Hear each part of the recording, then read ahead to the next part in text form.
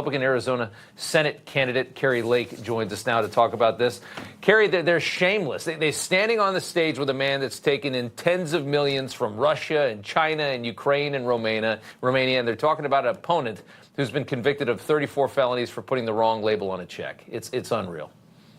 It is unreal. I mean, the hypocrisy of it all. And then you think about what they did before President Trump ever got inaugurated, how they were spying on his campaign. You think of the Russiagate. I mean, the things they've actually done, it's just unbelievable. Instead, we're having this witch hunt play out. I believe President Trump will be exonerated at the end of the day.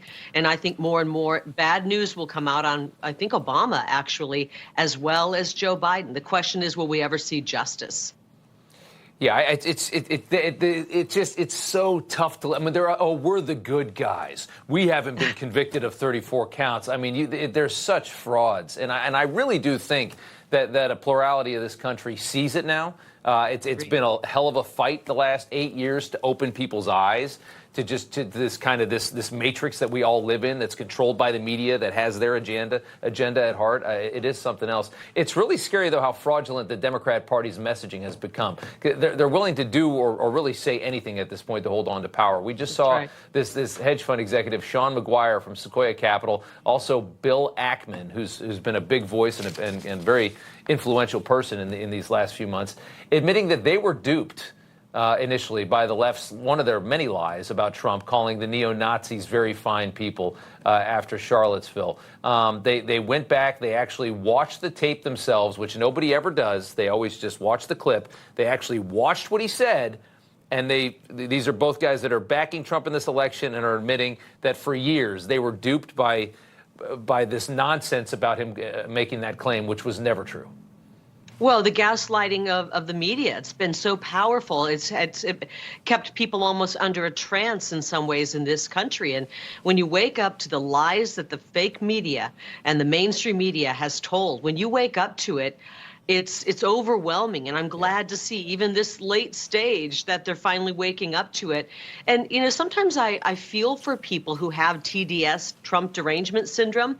I feel for them because I know they've been listening to a steady drumbeat of lies about President Trump. It's been 8 years of character assassination, 8-year smear campaign, the largest brainwashing operation we've ever seen. And naturally, people have fallen victim to it. We just need to make sure more people wake up between now and November 5th so we have a shot at saving this country. And I think we're going to see more people wake up. Yeah, we got to slap them into coherence here. I want to talk about Arizona for a second. This is a complicated state. We've got Trump leading in Arizona polling, but this is a McCain state, and that complicates it. And I know it complicates it for you. I mean, this is sad. I mean, I think, if I'm not mistaken, I think Alexander Soros, like the son of George Soros, was visiting with the McCain family recently. They obviously don't like Trumpism. You're in the middle of the state. You're running for a Senate seat. Trump's ahead in the polling. You're behind. I want to know what you're doing to change that. Is there something that's holding you back? What's the recipe for success here coming in November? You know, I actually think this poll is good news. When you look closer at it, you see that I'm in the margin of error. My opponent, a Marxist, has spent close to $30 million.